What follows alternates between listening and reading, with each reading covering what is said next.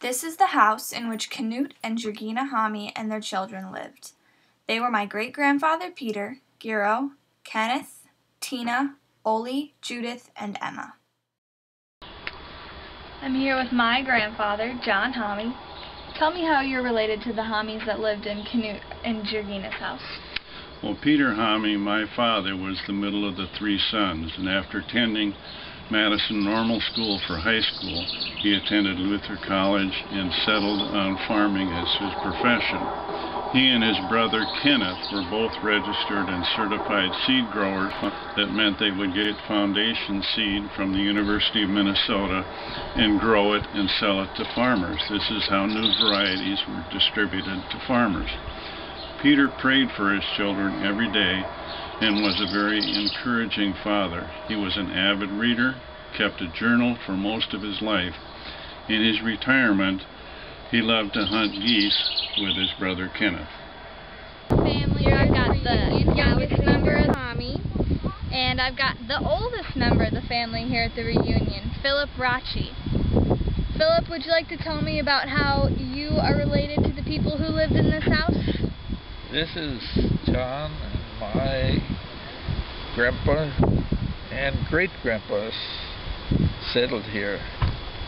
And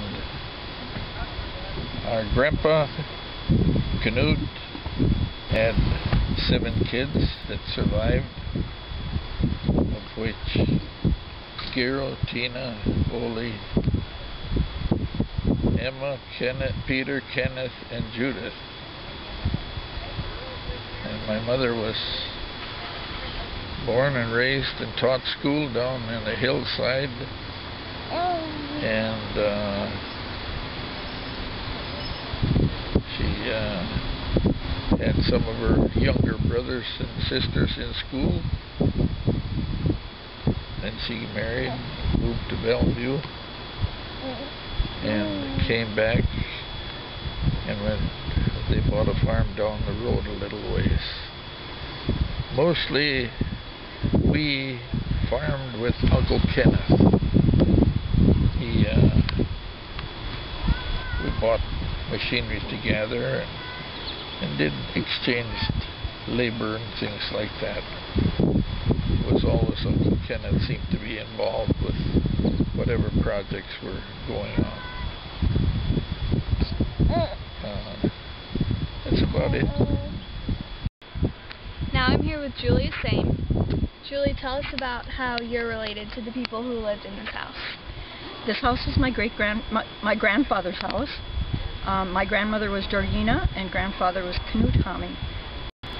My dad was born and raised in this house. He was Ole and he was the oldest son.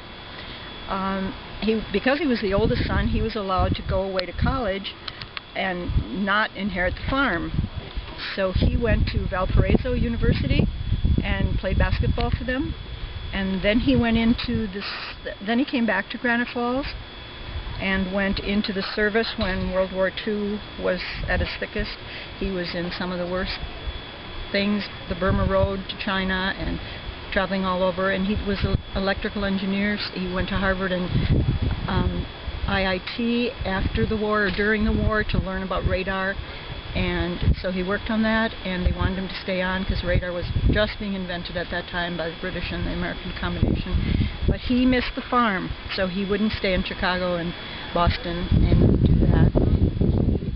He came back to the farm, and then he took his electrical engineering and managed the water plant in Granite, the water treatment plant, and lived in Granite and kind of farmed as a hobby farm the rest of his life. What I remember most about this place was coming out to see Grandpa every Sunday, and Grandpa was stone deaf, so we'd either write notes to him or we would really shout to try to get him to understand. But for a child to shout with a child's high voice, really I just listened to my dad and him talk. And Aunt Gero, who was the oldest daughter, was always here. She didn't marry.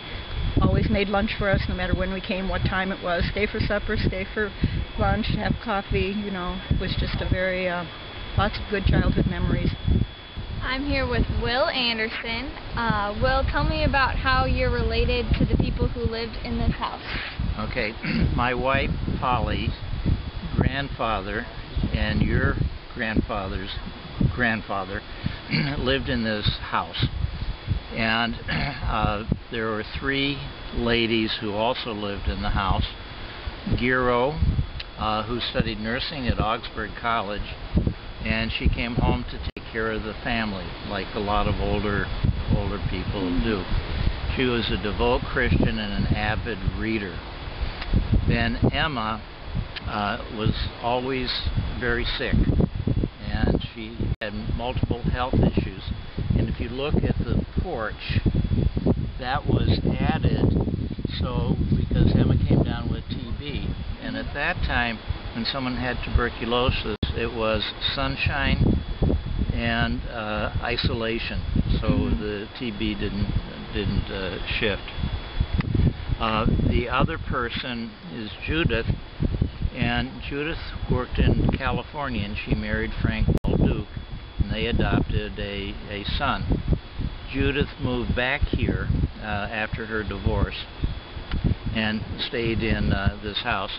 Judith had a master's degree in journalism from Columbia University, and she worked for a publication called Asia Calling, and it was a newsletter for newly Americanized Asians who came here. When she retired, she came back and lived in this house and helped take care of the brother Kenneth, who's John's uncle.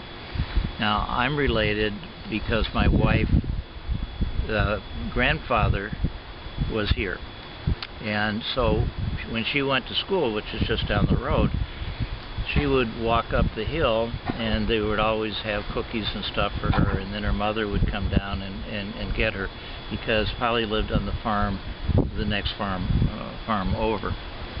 So it's a very interesting family and a very colorful family history.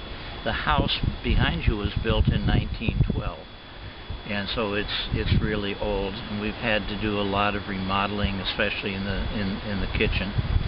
And during the remodeling, they lived in the granary, which is over there. Can you imagine a family of five people having to spend the winter in the granary? It was difficult. This is Polly Anderson. Polly, could you tell us about how you're related to the people who lived in this house? My mother was one of the Knute Homme children. She was second to the oldest after Giro. And they were born on the same day, I think, in August 30th, but Mom took the 31st and Giro took the 30th. And my mother was Tina, and she went to Madison Normal School up in Madison, Minnesota. But I think everybody in this family went to Madison Normal School for high school. Okay. And then I think that Mom went an extra year up in Concordia or something, and then she taught school in Iowa. Was one, and then I think she got married to Oscar Rachi, and then she had 5 kids. And am I supposed to go through ages? Okay. Anyway, she moved when she got married. They lived in his family's house for a couple of years, and she had 2 children there, and then they bought the Rachi farm, which was a Homme farm, and but I don't know what Homme that was. What remembrances do you have about this house? Oh, well, it was only a mile from where I grew up, but we had every holiday, Thanksgiving. My mother either had Thanksgiving at her house, but Giro always had Christmas. We never, Christmas Eve was always celebrated in our own homes, but on Christmas Day, we'd come down and have a big Christmas dinner. And Peter and Lena and their boys, and Margie would be there. Ole and Sylvia and Julie and Paul would be there. And who else? Truman, Marjorie. Okay. Anyway, and the country school was right down in the middle of the hill. You can still see the foundation. And my mother would drive me to the top of the hill, and I'd walk down to school, and then she'd either go home or she'd come in and have coffee with Gero and Emma. Or she'd wait till the afternoon. When I'd come home from school, I'd walk up the hill, and then she'd be having coffee with Gero and Emma. I don't know what else to say, John. The children of Knute and Jergina had 11 children of their own, who had scores of grandchildren and great-grandchildren. This house now hosts the Homme reunion.